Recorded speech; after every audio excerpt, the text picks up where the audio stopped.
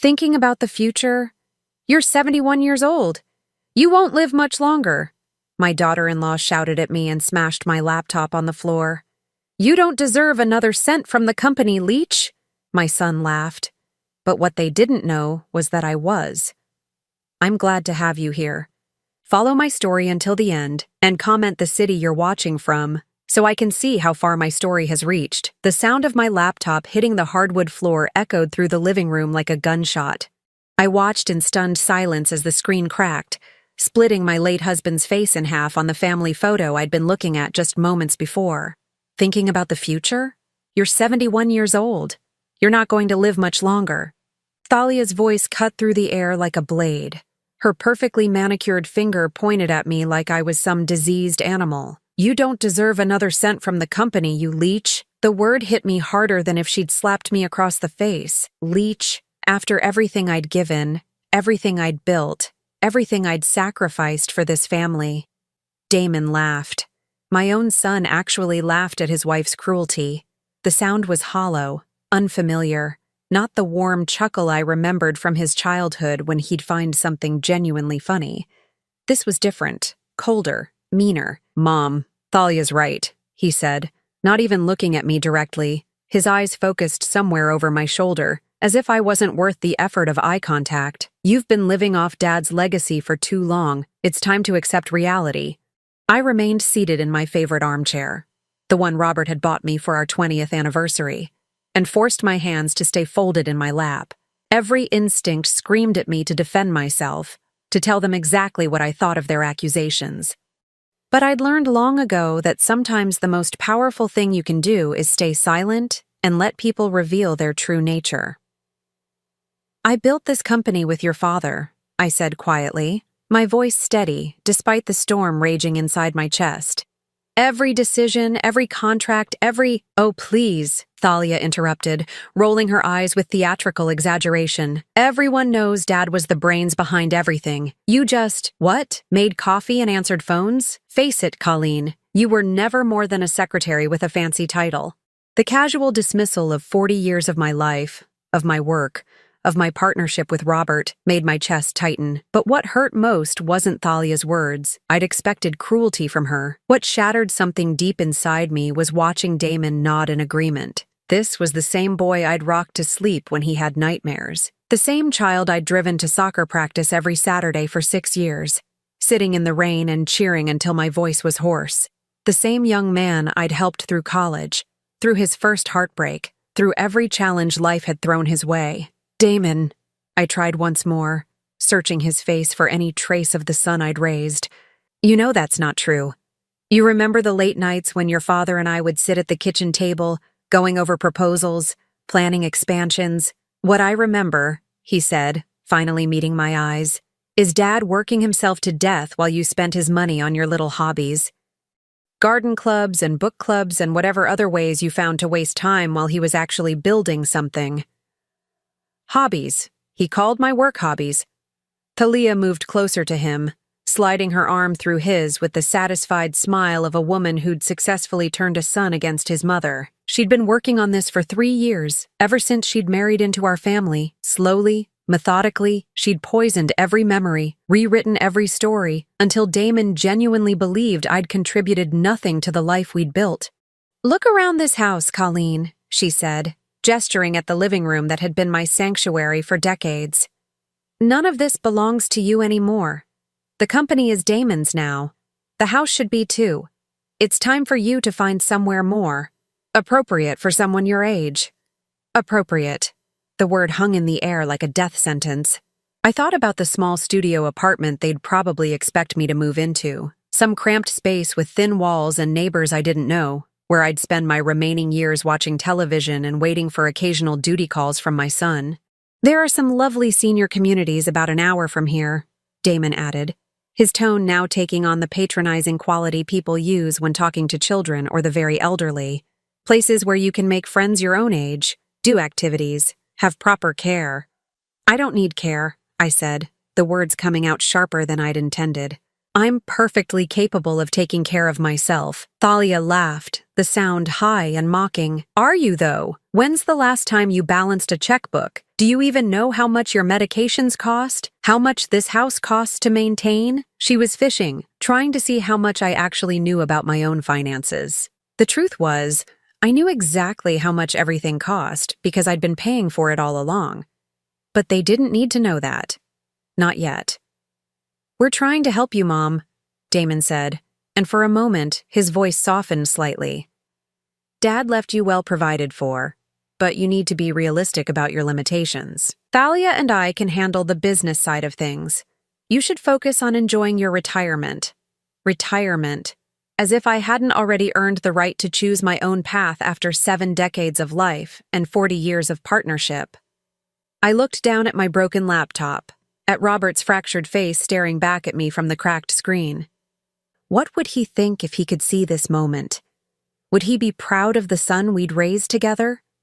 Would he understand why I'd stayed silent all these years about the true nature of our business arrangement? "I think we should call someone to help you pack," Thalia said, already pulling out her phone. "I know a wonderful service that specializes in senior relocations. They're very gentle, very understanding about how overwhelming this must be for you." The condescension in her voice made my skin crawl, but I forced myself to remain calm. Let them think they'd won. Let them believe I was just a confused old woman who'd been living off her husband's charity for the past 5 years since his death. They had no idea what was coming. "I need some time to think," I said finally, rising slowly from my chair with the deliberate movements of someone who wanted to appear frail. "This is all very sudden." "Of course," Damon said, relief flooding his voice. He'd expected more of a fight, and my apparent compliance had caught him off guard. "Take all the time you need, but Mom, don't make this harder than it has to be." I nodded and walked toward the hallway, leaving them in the living room with my broken laptop and their grand plans for my future. As I climbed the stairs to my bedroom, I could hear them already talking about which room would make the best home office for Thalia, how they'd renovate the kitchen, whether they should keep or sell my piano, dividing up my life like vultures picking over a carcass. But they'd made one critical mistake. They'd assumed that because I'd been quiet, I was powerless. They'd confused my grief with weakness, my grace with ignorance. Tomorrow, I would begin making phone calls, not to senior living communities or packing services, to lawyers. The game was just beginning, and they had no idea who they were really playing against. I sat on the edge of my bed, holding the silver-framed photograph that had survived the laptop's destruction. Robert and me on our wedding day, both of us so young and full of dreams, his arm around my waist, my head tilted toward his shoulder, both of us grinning like we held the secret to happiness itself. We'd been 23 and 25, respectively, broke as church mice, but convinced we could conquer the world together, and in many ways, we had. The irony wasn't lost on me that Thalia and Damon believed I'd been nothing more than Robert's accessory when the truth was exactly the opposite. I closed my eyes and let the memories wash over me, each one a sharp reminder of what I'd lost, not just my husband, but the recognition of everything we'd built together. 1978. Robert had been working as a junior accountant at a small firm, and I was teaching 3rd grade at the local elementary school. We lived in a tiny apartment above Mrs. Henderson's garage, sharing one car and dreaming of something bigger. The idea came to me during a parent-teacher conference when I was listening to Mr. Davidson complain about how difficult it was to find reliable bookkeeping services for his small manufacturing business. "There has to be a better way," I'd told Robert that night over our dinner of spaghetti and jarred sauce. "These small business owners need help, but they can't afford the big accounting firms. What if we could bridge that gap?" Robert had looked up from his plate, interest sparking in his dark eyes. "What are you thinking?" "A consulting firm that specializes in small to medium businesses, personal service, reasonable rates, real relationships with clients instead of just treating them like account numbers." That conversation, in our cramped kitchen with its peeling linoleum and ancient refrigerator, was the birth of what would become Davidson and Associates, named after the very client whose frustration had inspired the idea. I'd quit my teaching job to work full-time on building our client base. While Robert handled the technical accounting work, I was the one who pitched to potential clients, who understood their needs, who crafted the proposals that won us contract after contract. I was the face of the company in those early days, the one who convinced skeptical business owners to trust their finances to two kids who were barely older than their own children. The first 5 years were brutal. 18-hour days, 7 days a week. We'd take turns sleeping on the office couch when deadlines were tight. I learned to read financial statements the way I'd once read children's books to my students. Carefully, thoroughly, understanding that every detail mattered. By 1985, we'd grown from just the two of us to a team of 12. We'd moved into a real office building, hired our first secretary, bought our first computers. Damon was born that year, and I remember sitting in the hospital bed, nursing him while Robert and I discussed the Morrison account on the phone with our biggest client. Some women might have felt torn between motherhood and career, but I felt complete. I was building something lasting for my family, creating a legacy that would provide for Damon's future. Every late night, every missed dinner, every weekend spent in the office was an investment in all of our tomorrows. Robert always made sure to credit me publicly. In interviews with business journals, at industry events, in meetings with potential clients, he'd always say, "Colleen is the real visionary here. I just make the numbers work." It wasn't false modesty, it was the truth. The strategies, the expansion plans, the decision to specialize in family-owned businesses, the choice to prioritize long-term relationships over quick profits, those were all mine. But somewhere along the way, as Damon grew older and the business became more established, I'd made a choice that I now realized had been a mistake. I'd started stepping back from the public face of the company, not because Robert pushed me out, but because I wanted to focus more on being present for Damon. I attended his school plays instead of industry conferences.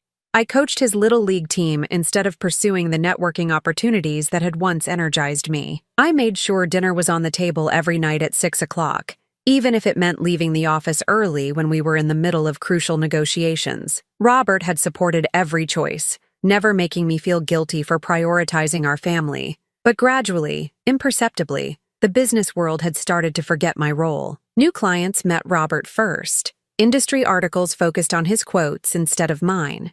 Awards came addressed to him alone. I'd told myself it didn't matter.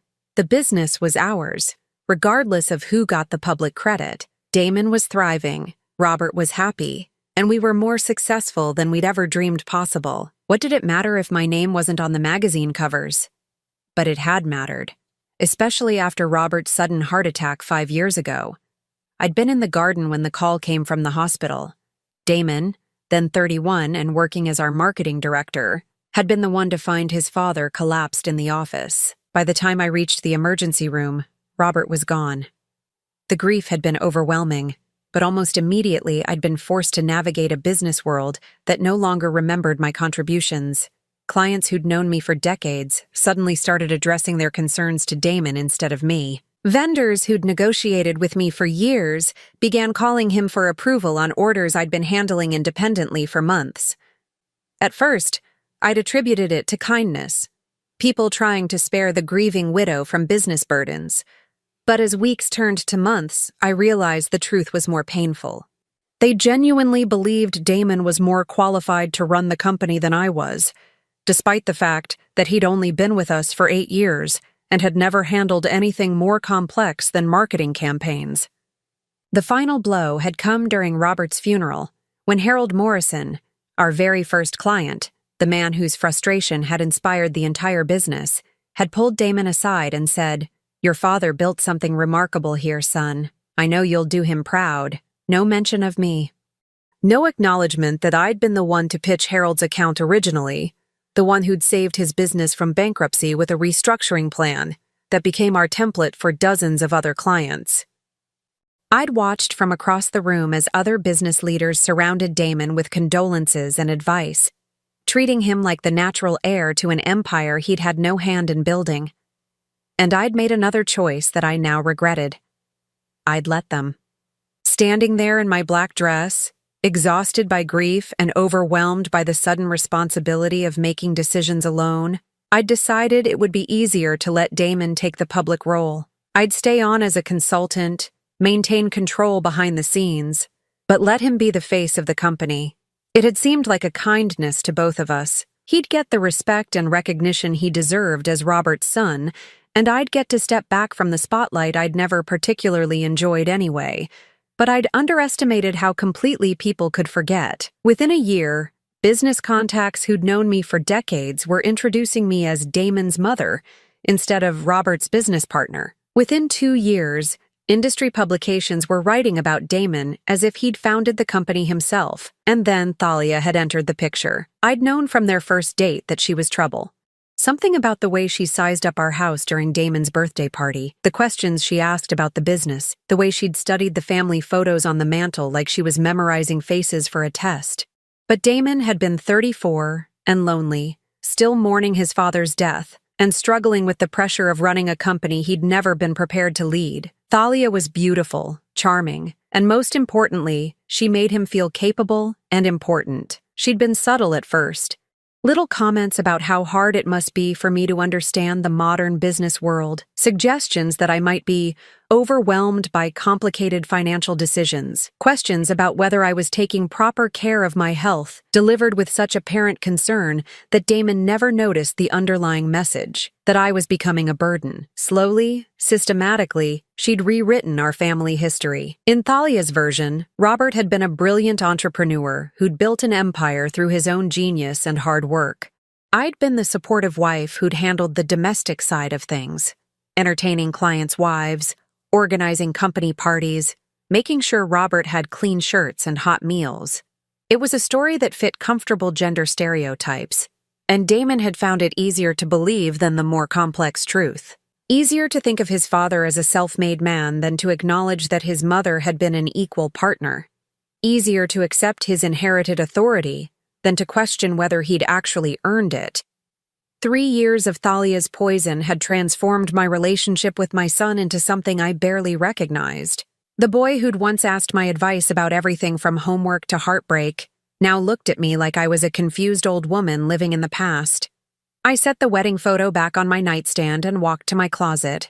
Behind my winter coats, hidden in a garment bag that hadn't been opened in years, were the documents that would change everything: stock certificates, legal agreements, incorporation papers bearing my signature alongside Robert's, the proof that Davidson and Associates had never been Robert's company. It had always been ours, and despite what everyone believed, despite what I'd allowed them to believe, control had never transferred to Damon. Tomorrow, I would remind them of that fact. The next morning, I set my alarm for 5:30. Not because I needed to wake up early, but because I wanted to establish a routine that would give me cover for what was about to become a very busy schedule. "Going for your morning walk, Mom?" Damon asked as I came downstairs in my tracksuit and walking shoes. He was already dressed for work, briefcase in hand, looking every inch the successful executive. Thalia was nowhere to be seen. She never got up before 9 unless there was shopping involved. "Doctor's orders," I replied, adjusting my fanny pack with what I hoped looked like elderly confusion over the clasps. 30 minutes of exercise every day for my heart. It wasn't entirely a lie. My cardiologist had recommended regular exercise. He just hadn't specified that it needed to be walking. Damon nodded absently, already checking his phone for messages. "That's good, Mom. Really good. Independence is important at your age." Independence, if he only knew. I left the house at 6 sharp and drove my small Honda Civic. The car they'd convinced me was more appropriate than the BMW I'd driven for years, to a coffee shop 3 towns over. Far enough that I wouldn't run into anyone who knew me, but close enough that I could maintain my cover story of morning walks. Margaret Hartwell was waiting for me in a corner booth, a stack of manila folders beside her coffee cup. She was younger than I'd expected when I'd called her law firm the night before, maybe 45, with steel gray hair pulled back in a severe bun and eyes that missed nothing. "Mrs. Davidson," she said, standing to shake my hand, "thank you for choosing our firm. I understand you have some concerns about your business interests." I slid into the booth across from her, grateful for the early hour and the fact that we were the only customers besides a construction worker at the counter getting his morning coffee to go. "I need to know exactly where I stand legally," I said without preamble. "And I need to understand what my son and daughter-in-law might be doing with assets they believe they control." Margaret opened the first folder, and pulled out a legal pad covered with notes. She'd done her homework. "I've done some preliminary research based on the information you provided over the phone," she said. "Davidson and Associates was incorporated in 1979 with you and your late husband as equal partners. According to the documents on file with the state, ownership has never been officially transferred to your son." My chest loosened slightly. I'd been 90% certain, but having legal confirmation felt like breathing again after holding my breath for months. "However," Margaret continued, and my stomach tightened again, "there's the question of how the business has been operating since your husband's death. If your son has been making major decisions, signing contracts, representing himself as the owner, there could be complications." "What kind of complications?" "If he's entered into agreements that you didn't authorize, you might be legally bound by them anyway, depending on the circumstances. Courts sometimes recognize apparent authority, meaning if someone reasonably believed your son had the right to make decisions on behalf of the company, those decisions might be valid, even if he didn't technically have that authority." I thought about all the contracts Damon had signed over the past 5 years. All the decisions he'd made while I grieved and tried to figure out how to move forward without Robert. How many of those choices had been made without consulting me? How many times had clients and vendors been told that I was no longer actively involved in the business? "I need to know what he's been doing," I said. "What contracts he's signed, what financial commitments he's made, whether there are any irregularities." Margaret nodded and pulled out another folder. "That's where my associate comes in. James Chen is a forensic accountant. He specializes in untangling complex business situations like this one." She slid a business card across the table. "He can conduct a thorough audit of the company's finances without alerting your son to what we're doing. He'll need access to bank records, tax returns, contracts, anything that shows how the business has been operating." "I have most of those documents at home," I said. "Robert always insisted we keep physical copies of everything important." "Perfect. But Mrs. Davidson, I have to ask, are you prepared for what we might find? Sometimes when family members gain control of a business, especially when they believe they're the rightful owners, they make decisions that the legal owners might not approve of." I thought about Thalia's expensive handbags, the luxury car she'd bought last year, the extravagant vacation to Europe they'd taken for their anniversary. I'd assumed Damon was doing well enough to afford those things on his salary, but what if I'd been wrong? "I'm prepared," I said. 3 hours later, I was back home, hanging my tracksuit in the closet and making myself a second cup of coffee. Damon and Thalia were both gone, he to the office, she to whatever activities filled her days when she wasn't actively undermining my relationship with my son. I went to Robert's study, which I'd left largely untouched since his death except for dusting. His desk still held the same arrangement of papers he'd been working on the day he died. His reading glasses folded neatly beside his computer keyboard, but it wasn't sentiment that had brought me here. It was the filing cabinet behind his desk, the one that held 5 decades of business records. I'd been the one to organize this system, to insist that we keep physical copies of everything, even as the world moved toward digital storage. "Paper doesn't crash," I used to tell Robert when he teased me about my insistence on hard copies. Paper doesn't get hacked or corrupted or accidentally deleted. Now I was grateful for my old-fashioned ways. I spent the next 4 hours pulling files, organizing documents, and loading everything into bankers' boxes, tax returns from the past 10 years, copies of every major contract, bank statements, insurance policies, the original incorporation documents, Robert's will, and the probate court findings. Everything that would allow James Chen to reconstruct exactly what had happened to our company in the 5 years since Robert's death. By the time Damon came home for lunch, a habit he'd maintained since taking over the business, I was back in the living room, reading a gardening magazine and looking for all the world like I'd spent the morning doing exactly what a retired widow should be doing. "How was your walk, Mom?" he asked, loosening his tie as he headed for the kitchen. "Lovely," I replied. "I'm thinking about joining that senior walking group at the community center. It would be nice to have some company." It was the perfect cover story. A walking group would explain why I might be out of the house for several hours at a time, and it would reinforce their image of me as a lonely old woman desperately seeking social interaction with other elderly people. Damon emerged from the kitchen with a sandwich and settled into Robert's old recliner. That's a great idea. You need to get out more. Make friends your own age. Friends my own age. As if Margaret Hartwell and James Chen weren't exactly the kind of friends I needed right now. Thalia thinks you might be happier in one of those active senior communities, he continued, not looking at me as he spoke. Places where there are organized activities, people to check on you, medical care available if you need it. Has she been looking at places? I asked, keeping my voice carefully neutral. Just researching options, for the future, you know? We want to make sure you're taken care of. Taken care of. The phrase sent a chill down my spine, but I forced myself to smile. That's very thoughtful of both of you. After he left, I called Margaret's office and arranged for James Chen to come to the house the following morning, while Damon and Thalia would be out. I'd already checked their schedules. Damon had a client meeting across town, and Thalia had a spa appointment that would keep her busy for most of the day. That evening, I sat in my bedroom with the documents I'd retrieved from Robert's study, reviewing everything I'd collected over the years.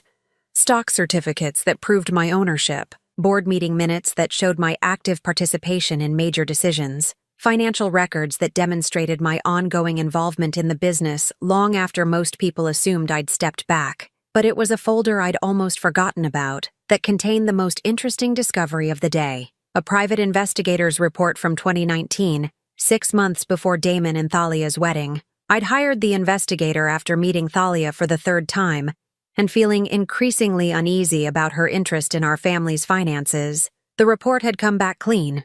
No criminal history, no outstanding debts, no obvious red flags.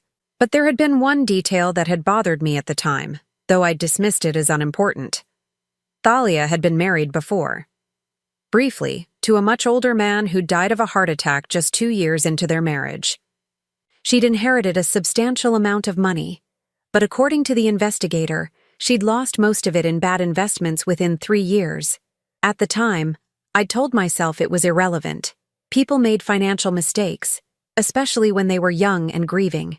And Damon seemed genuinely happy with her, happier than I'd seen him since his father's death. But now, reading the report again with everything that had happened in the past 24 hours, I found myself wondering about those bad investments. Had they really been mistakes?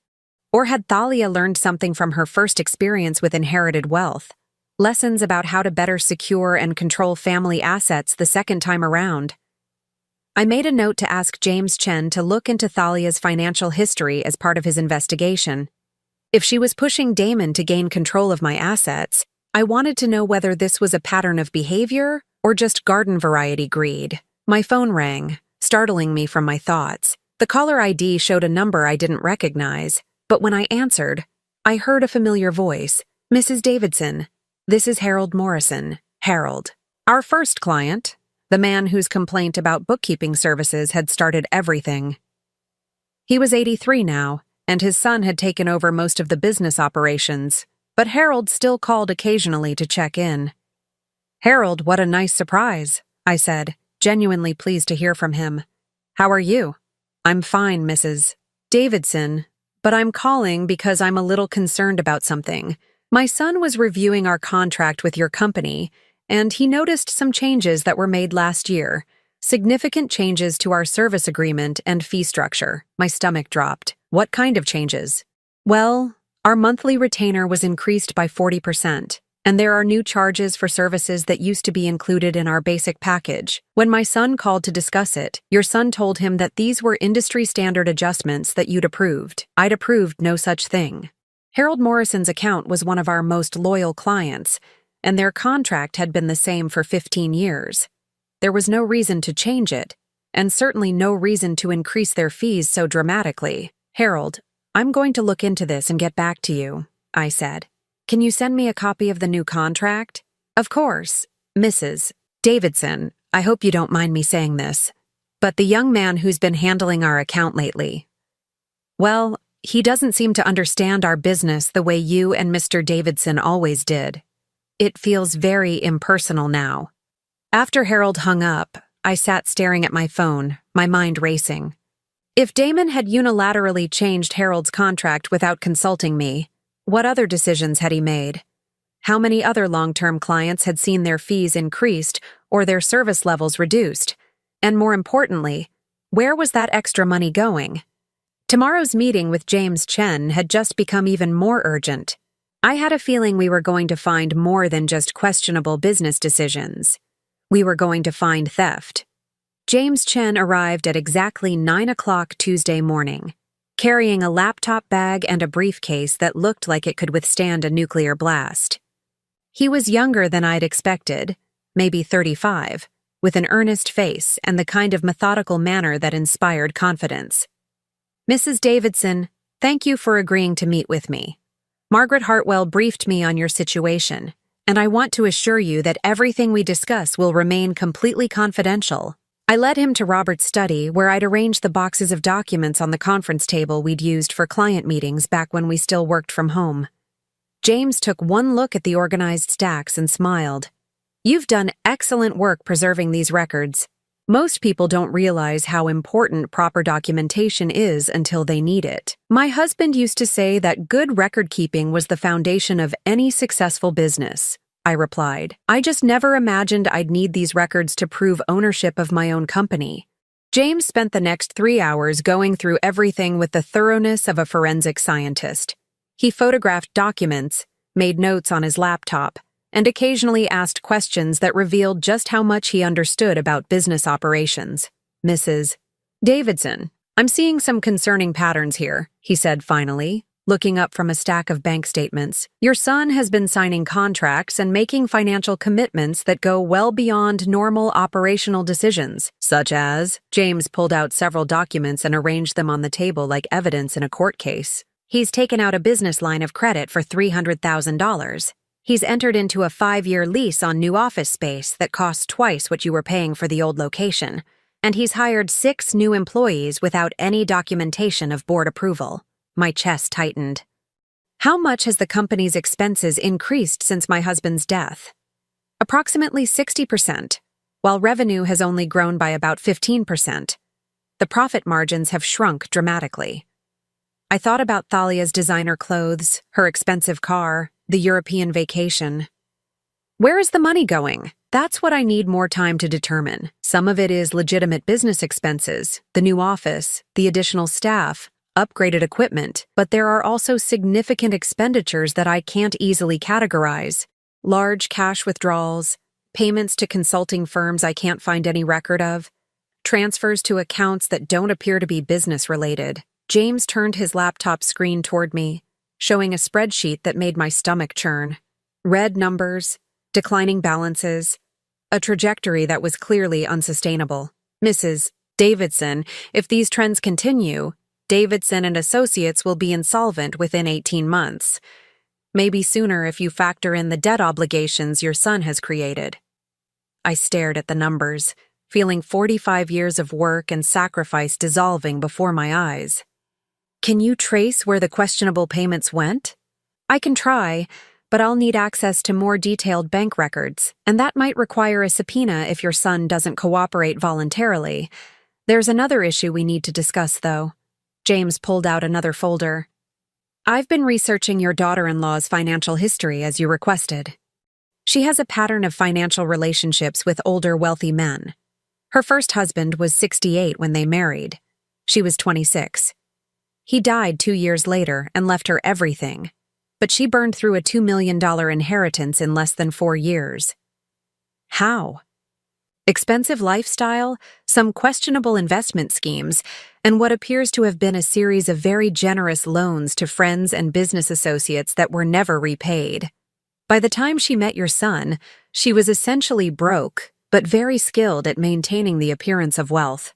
The pieces were starting to fall into place. Thalia hadn't married Damon for love. She'd married him for financial security. And when that security hadn't been as immediately accessible as she'd hoped, she'd started working to remove the obstacles between her and what she saw as her rightful inheritance. "James, I need to know something. If I were to reassert control of the company, could I reverse the decisions my son has made? Some of them, yes. Others might be more complicated, especially if they involve contracts with third parties who entered into those agreements in good faith. But Mrs. Davidson, If you're planning to take back control, you need to do it soon. Every day you wait, your son creates more obligations that will be difficult to undo. After James left, I sat in Robert's study, surrounded by the evidence of everything we'd built and everything that was being destroyed. I thought about Damon as a little boy, how proud he'd been when Robert occasionally brought him to the office, how he'd insisted on having his own business cards even though all they said was, Damon Davidson, future boss, future boss. He'd always assumed he would inherit the company, and I'd never corrected that assumption. Even after Robert's death, when I could have clarified the ownership structure, I'd stayed silent. I'd wanted to give Damon the chance to grow into the role, to earn the respect and authority that came with leadership. Instead, I'd watched him nearly destroy everything his father and I had spent our lives creating. My phone rang, interrupting my thoughts. It was Margaret Hartwell. Colleen, we need to talk. Can you meet me this afternoon? Something in her tone set off alarm bells. What's wrong? I'd rather discuss this in person. Can you be at my office at 2 o'clock? I agreed, then spent the next few hours trying to calm my nerves. Had James found something even worse than financial mismanagement? Was there criminal activity involved? Was I about to lose everything anyway, regardless of what the ownership documents said? Margaret's law firm occupied the top floor of a downtown office building, with floor-to-ceiling windows that overlooked the city Robert and I had called home for nearly 50 years. Margaret met me in the reception area and guided me to a conference room where James was waiting with another man I didn't recognize. Colleen, this is Detective Ray Sullivan, Margaret said. He specializes in financial crimes, and James asked him to review some of the information we've gathered. Detective Sullivan was a big man with kind eyes, and the sort of steady presence that probably served him well in his profession. He shook my hand gently and waited for me to sit before speaking. Mrs. Davidson, I want to assure you that you're not in any legal trouble, but we've discovered some irregularities in your company's finances that we think you should be aware of. What kind of irregularities? James opened his laptop and pulled up another spreadsheet. Remember those payments I couldn't categorize? I was able to trace most of them. Your son has been transferring company funds to a personal investment account that he and your daughter-in-law opened together. How much money? Over the past 2 years. Approximately $450,000. The number hit me like a physical blow. Nearly $500,000 moved from our business accounts to their personal investments without my knowledge or consent. Is that legal? I asked. Detective Sullivan answered, that depends on the specific circumstances and how the company's ownership and authorization structures are set up. Since you're the majority owner and didn't approve these transfers, it could constitute embezzlement or misappropriation of funds. Could constitute? The complicating factor is that your son appears to have been operating under the belief that he had the authority to make these decisions. If he genuinely believed he was acting within his rights as the company's manager, it might not meet the criminal threshold for theft. Margaret leaned forward. But it definitely gives us grounds for civil action. We could force them to return the money and remove your son from any management role. I thought about the confrontation that would inevitably follow, about the looks on Damon and Thalia's faces when they realized their carefully constructed plans were falling apart. Part of me dreaded that moment, but a larger part was beginning to look forward to it. There's something else, James said. I found records of communications between your daughter-in-law and several senior living facilities. She's been getting cost estimates and availability information. For me? It appears so. And based on the timeline, she started making these inquiries about 6 months ago, well before your confrontation yesterday. So their plan to move me out hadn't been a spontaneous reaction to our argument. It had been in the works for months, possibly longer. Thalia had been systematically planning to remove me from my own home and my own business, probably while continuing to drain both for her personal benefit. What do you recommend I do? I asked. Margaret, James, and Detective Sullivan exchanged looks. It was Margaret who answered. We think you should call a board meeting, immediately. Exercise your authority as majority owner to review all decisions made in the past 2 years and revoke any that were made without proper authorization. Force them to return the misappropriated funds and remove both of them from any management positions. And if they refuse, then we pursue criminal charges and civil litigation. But Colleen, I think you'll find that once they understand the legal realities of the situation, they'll be much more cooperative. Detective Sullivan added, sometimes people who think they're in control become very reasonable very quickly when they realize they're not. I thought about Thalia's smug confidence, her certainty that she had successfully neutralized the only obstacle to her complete control of what she saw as her inheritance. I thought about Damon's dismissive attitude, his apparent belief that I was just a confused old woman living in the past. They had no idea what was coming. Schedule the meeting, I said. Tomorrow morning, 9 o'clock. That evening, I did something I hadn't done since Robert's death. I put on my best business suit, the navy blue one I'd worn to important client meetings and board presentations, and stood in front of the full-length mirror in my bedroom. The woman looking back at me wasn't the helpless widow that Damon and Thalia thought they could manipulate. She was the co-founder of a successful business, a partner who had made crucial decisions for 4 decades, a strategist who had spent months carefully documenting every move her opponents had made. Tomorrow, the game would end, and they were about to discover that they'd been playing against a master. I arrived at the Davidson & Associates office building at 8:30 Wednesday morning. 30 minutes before the board meeting, I'd called through Margaret's office. The receptionist, a young woman named Sarah who'd started working there after Robert's death, looked surprised to see me. Mrs. Davidson, I didn't know you were coming in today. Should I let Mr. Davidson know you're here? That won't be necessary, Sarah. I'll be in conference room A. Please make sure we're not disturbed once the meeting begins. I made my way through the familiar hallways, past the offices where I'd spent countless hours building this company from nothing. The walls were lined with awards and photographs chronicling our growth over the decades, but I noticed that most of the images featuring me had been quietly removed and replaced with pictures of Damon at various industry events. Even our history was being rewritten. Conference Room A was our largest meeting space, with a polished oak table that could seat 12 and floor-to-ceiling windows overlooking the city. I'd chosen this room deliberately. It was where we'd held every major board meeting since 1985, where Robert and I had made the decisions that shaped our company's future. Today, it would be where I reclaimed control. Margaret arrived first, carrying a briefcase and a banker's box filled with documents. Behind her came James Chen with his laptop and several manila folders. Detective Sullivan brought up the rear, his presence adding weight to what was about to unfold. "Are you ready for this?" Margaret asked as we arranged our materials at one end of the conference table. "I've been ready for months," I replied. "I just didn't realize it until now." At exactly 9 o'clock, Damon walked in, followed closely by Thalia. They both stopped short when they saw the assembled group, their confident expressions immediately shifting to confusion and concern. "Mom, what's going on here?" Damon asked, his voice carrying the patronizing tone he'd perfected over the past few years. "If you wanted to visit the office, you should have called. We could have arranged a tour or something." "Sit down, Damon," I said quietly. "Both of you." Thalia remained standing, her arms crossed and her expression defiant. "I don't know what kind of game you're playing, Colleen, but we don't have time for this. Damon has important meetings today." I said sit down. Something in my voice must have penetrated their assumptions about my helplessness, because they both took seats across from us, though Thalia's posture remained aggressive. Margaret opened her briefcase and pulled out a thick document. "This is a formal notice calling for a review of all major business decisions made by Davidson & Associates since January 2019, pursuant to the authority of the company's majority shareholder." Damon frowned. "Majority shareholder? Mom, you don't own the majority of anything. Dad left the company to me." "Actually," I said, sliding a folder across the table to him, "he didn't." Damon opened the folder and began reading. I watched his face change as he absorbed the contents.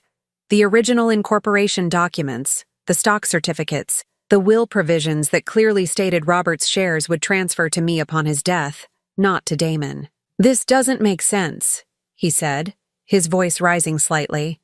"I've been running this company for 5 years. I've been making all the decisions, signing all the contracts, without authorization," Margaret interrupted, "which brings us to the purpose of today's meeting." James opened his laptop and turned the screen toward Damon and Thalia. "Over the past 2 years, you've transferred approximately $450,000 from company accounts to personal investment funds. You've committed the company to debt obligations totaling over $600,000. You've entered into contracts and made expenditures that have reduced the company's profitability by nearly 40%. Thalia's face had gone pale, but her voice remained steady. Those were legitimate business expenses and strategic investments. Damon has been growing the company into insolvency, James continued. At the current rate of expenditure and debt service, Davidson & Associates will be bankrupt within 18 months. Detective Sullivan spoke for the first time. Mr. Davidson, Mrs. Davidson, we need to discuss the personal transfers. Moving company funds to personal accounts without proper authorization constitutes financial misconduct, possibly rising to the level of criminal charges. The color drained from Damon's face. Criminal charges? But I believed I had the authority. Based on what? Margaret asked. Did your mother ever sign documents transferring ownership to you? Did she ever formally resign from the board or relinquish her voting rights? Damon looked at me, and for the first time in years, I saw uncertainty in his eyes instead of dismissive confidence. Mom, you said I could handle things. After Dad died, you said you wanted me to take over. I said I wanted you to learn the business, I corrected. I said I wanted you to take on more responsibility. I never said I was giving you ownership or unlimited authority to make unilateral decisions. Thalia's composure finally cracked. This is ridiculous. You can't just waltz in here after years of doing nothing and pretend you're still relevant. Everyone knows Damon built this company's recent success. What success? I asked. James, please show them the financial projections. James turned his laptop screen again, displaying charts and graphs that painted a clear picture of decline. Revenue is down 12% from 5 years ago when adjusted for inflation. Client retention has dropped to 78%, the lowest in the company's history. Profit margins have shrunk from 32% to 18%. But our office is bigger, Damon protested. We have more employees, better equipment, all of which costs money without generating proportional returns, I said. You've been spending on appearances while losing the substance of what made this company successful. I opened another folder and pulled out Harold Morrison's contract. Harold Morrison was our first client, Damon. He's been with us for 45 years. Last year, you increased his fees by 40% and reduced his service level without consulting me or even informing me. Why? Damon glanced at Thalia before answering. We needed to modernize our pricing structure. Some of our older clients were paying below market rates. Harold Morrison's loyalty helped us survive our first recession. His referrals brought us a dozen other clients. His trust in our company when we were just two kids with big dreams gave us the credibility we needed to grow. And you repaid that loyalty by treating him like just another account to squeeze for more profit. Thalia stood up abruptly. Enough of this sentimental nonsense. Business is business. If you can't understand that, then maybe you really are too old to be involved in company decisions. The silence that followed was deafening. Even Damon looked shocked by his wife's blatant disrespect. I stood up slowly, my eyes never leaving Thalia's face. You're right about one thing. Business is business, and this business belongs to me. I nodded to Margaret, who pulled out another set of documents. These are the articles of incorporation, updated to reflect current ownership. Colleen Davidson holds 68% of all outstanding shares. The remaining 32% are held in trust for potential future distribution at Mrs. Davidson's discretion. 68%? Damon whispered. Your father and I owned the company equally, I explained. When he died, his shares transferred to me, giving me controlling interest. I allowed you to operate as if you had authority because I wanted to see if you could grow into the role. Instead, you've nearly destroyed everything we built. Thalia's hands were shaking now, but her voice remained defiant. You can't prove any wrongdoing. Damon was acting in good faith. We can prove that you've been planning to remove Mrs. Davidson from her home and her company for at least 6 months, Detective Sullivan said. We have records of your communications with senior living facilities, correspondence with real estate agents about selling the family home, and evidence that you've been systematically isolating her from business operations. We also have documentation of the investment account where you've been depositing company funds, James added. An account that was opened in both your names, not in the company's name. I watched as the reality of their situation finally sank in. Thalia's carefully constructed plan was unraveling, and Damon was beginning to understand how completely he'd been manipulated. "Mom," Damon said quietly, "I never meant for any of this to happen. I thought I was doing what was best for the company." "What was best for Thalia, you mean?" I replied. "When did you stop thinking for yourself, Damon? When did you stop being the son I raised and become her puppet?" Thalia's face twisted with rage. "Don't you dare blame me for his decisions. Damon is a grown man who transferred nearly $500,000 to accounts controlled by his wife," Margaret interrupted, "who signed contracts committing the company to debt obligations that benefit no one except the two of you, who allowed his mother's life's work to be gutted while he played executive. The transfers will be reversed," Detective Sullivan said. "The question is whether this happens voluntarily or through criminal prosecution." Damon looked at Thalia, then back at me. "What do you want us to do?" "I want you to return every penny you took from this company," I said. "I want you to resign from all positions immediately, and I want you both out of my house by the end of the week." "And if we refuse?" Thalia asked. I smiled for the first time since the meeting began. It wasn't a warm smile. "Then Detective Sullivan will arrest you for embezzlement, and I'll pursue civil action for the full amount of damages, plus interest and legal fees. I'll also contest the prenuptial agreement you signed, since it was based on fraudulent representations about Damon's assets and authority." Thalia's face went white. She hadn't expected me to know about the prenuptial agreement, much less to challenge it. "You can't do this to your own son," she whispered. "I'm not doing anything to my son," I replied. "I'm saving him from a woman who's been using him to steal from his own family." The meeting ended with signed agreements for the return of funds and formal resignations from all company positions. Damon said nothing as he signed the documents, his face a mask of shame and confusion. As they prepared to leave, he turned back to me one last time. "Mom, I'm sorry. I really thought." "I know what you thought," I said. "The question is whether you'll learn from this, or whether you'll keep letting other people think for you." After they left, I sat alone in the conference room where I'd made so many important decisions over the years. The late morning sun streamed through the windows, illuminating the documents scattered across the table, evidence of betrayal, proof of recovery, and the foundation for a new beginning. For the first time in 5 years, I felt like myself again. But the hardest part was still to come. 3 months later, I stood in my new corner office on the top floor of our building, looking out at the city that had watched me build an empire, lose control of it, and take it back again. The nameplate on my door read, "Colleen Davidson, Chief Executive Officer," in bold letters that caught the afternoon light. It felt good to see my name where it belonged. The transition hadn't been easy. Word had spread quickly through our industry that I'd reasserted control of Davidson & Associates, and the reactions had been mixed. Some longtime clients and business partners welcomed my return, remembering the company's reputation for personal service and integrity that had been our hallmark for decades. Others were skeptical, questioning whether someone my age could effectively run a modern business. I'd let my work answer their doubts. The first thing I'd done was reach out personally to every client we'd lost or alienated during Damon's tenure. Harold Morrison had been my first call, and his relief at hearing my voice had been almost palpable. "Mrs. Davidson, thank God you're back," he'd said. "I was starting to think we'd lost the company we've trusted for 45 years. Within 6 weeks, we'd restored our previous service levels and adjusted pricing back to fair, sustainable rates. We'd renegotiated contracts that Damon had signed at unfavorable terms, consolidated our office space to reduce overhead, and restructured our staff to focus on client service rather than administrative bloat. The results had been immediate and dramatic. Client satisfaction scores increased by 30%. 3 former clients returned within the first month.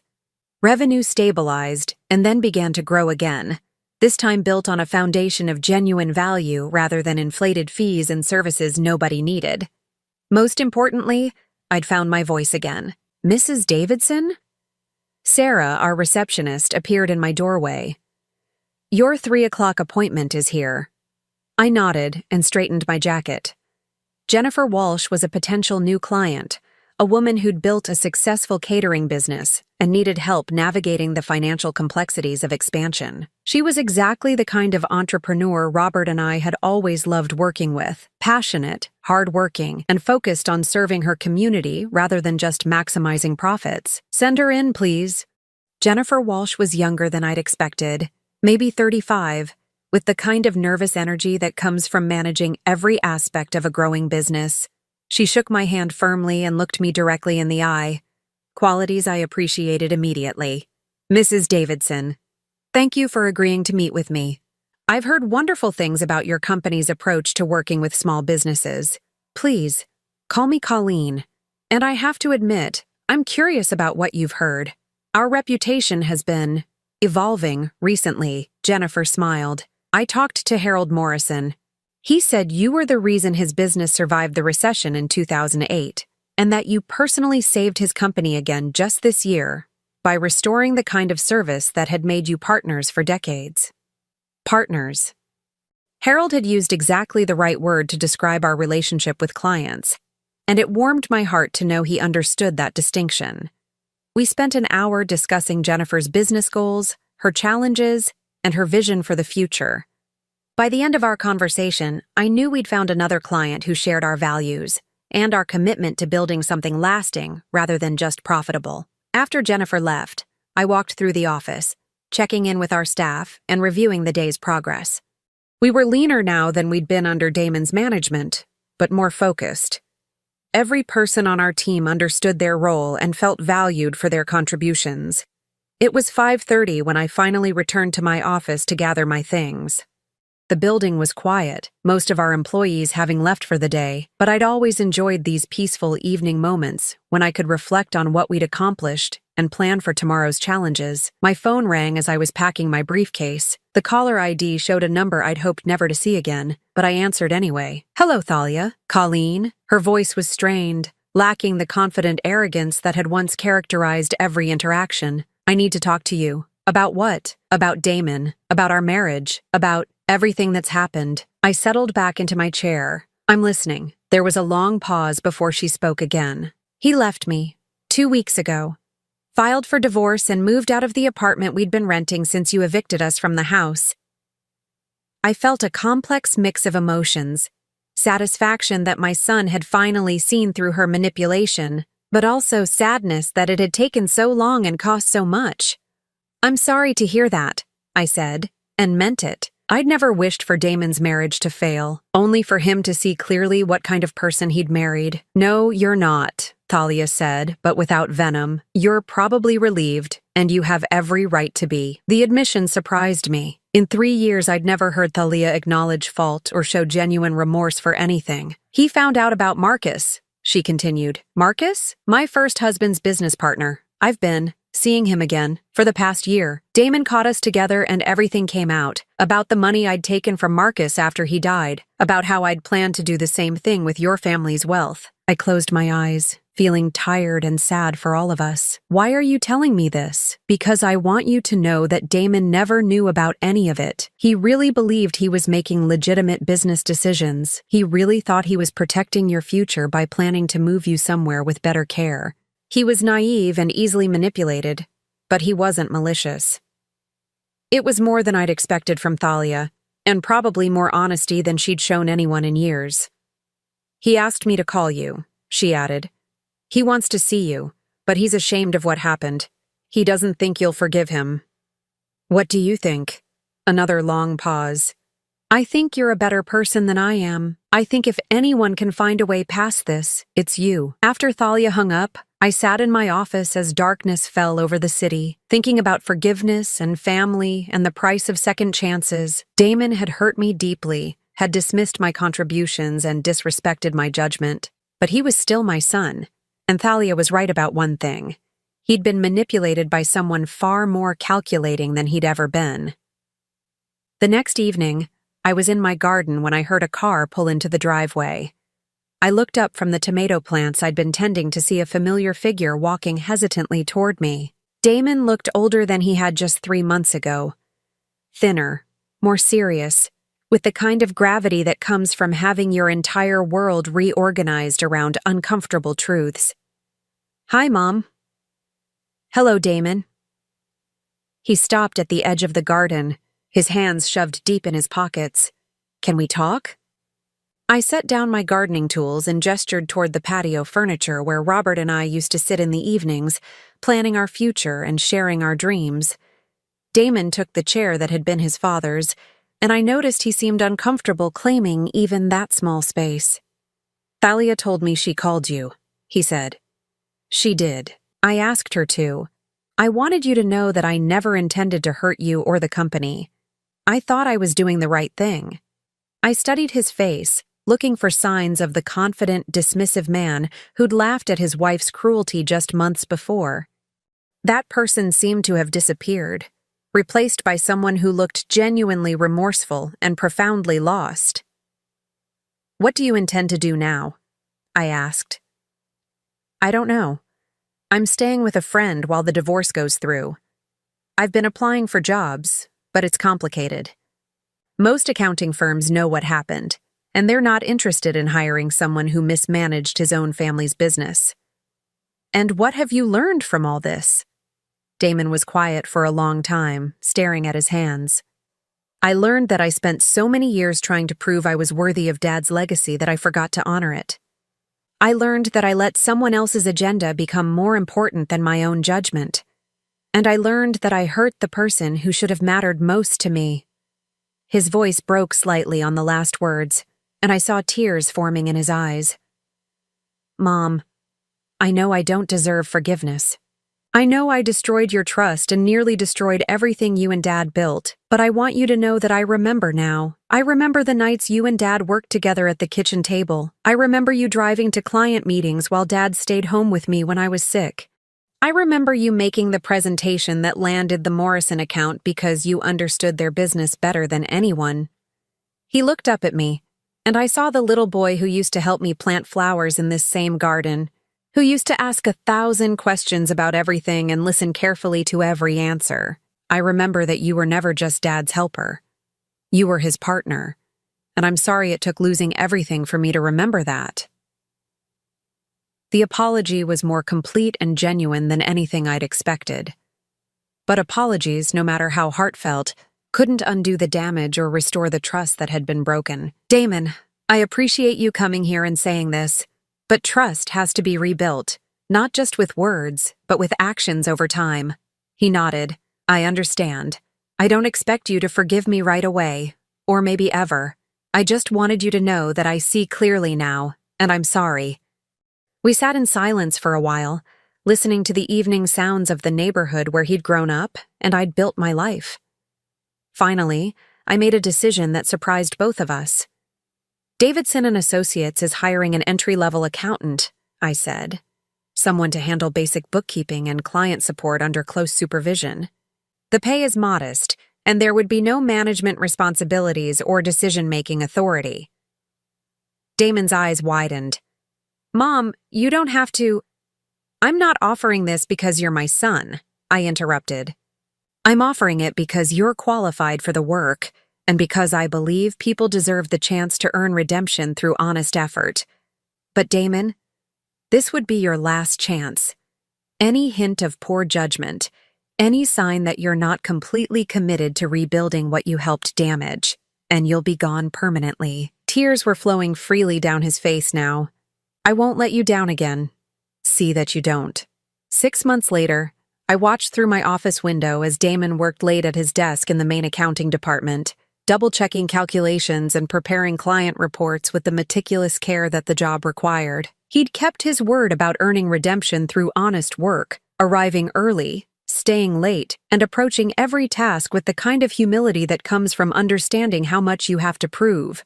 Our clients had slowly begun to trust him again, recognizing that he was a different person than the man who'd alienated them during his brief tenure as manager. More importantly, he was learning to trust himself again, to make decisions based on genuine analysis rather than someone else's agenda. The business was thriving under my leadership. We'd not only recovered the ground we'd lost during Damon's mismanagement, but we'd expanded into new areas of service that leveraged our reputation for integrity and personal attention.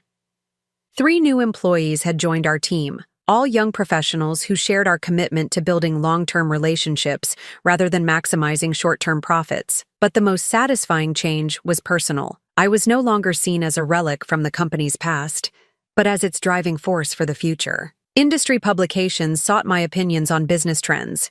Professional organizations invited me to speak at conferences. Younger entrepreneurs asked for my mentorship, recognizing that my experience represented decades of wisdom rather than outdated thinking. I'd reclaimed not just my company, but my identity. That evening, as I prepared to leave the office, Sarah knocked on my door. "Mrs. Davidson, your son asked me to give you this." She handed me an envelope with my name written in Damon's careful handwriting. Inside was a short note and a check. "Mom, this is the first installment on repaying the money I took from the company. It will take me several years to return everything, but I wanted you to know that I consider this debt the most important obligation I have. Thank you for giving me the chance to make things right. Love, Damon." The check was for $2,000, probably a significant portion of his modest salary. It was a start, a tangible sign that he understood the magnitude of what he'd done and was committed to making restitution. I folded the note and put it in my purse, then walked through the office one more time before heading home. My home, where I lived alone but felt complete. My business, which I'd saved from destruction and rebuilt stronger than before. My life, which I'd reclaimed from people who'd tried to convince me I was too old, too irrelevant, too powerless to matter. They'd been wrong about everything. As I drove through the familiar streets of the city where I'd spent my entire adult life, I thought about Robert and how proud he'd be of what I'd accomplished. I thought about the young woman I'd been when we started our business together, full of dreams and determination. And I thought about the woman I'd become, someone who'd learned that it's never too late to fight for what belongs to you, never too late to remind the world of your worth, and never too late to write a new chapter in your own story. The future stretched ahead of me, full of possibilities and challenges and opportunities to continue building something meaningful. I was 71 years old, and I was just getting started. Now I'm curious about you who listened to my story. What would you do if you were in my place? Have you ever been through something similar? Comment below, and meanwhile, I'm leaving on the final screen 2 other stories that are channel favorites, and they will definitely surprise you. Thank you for watching until here.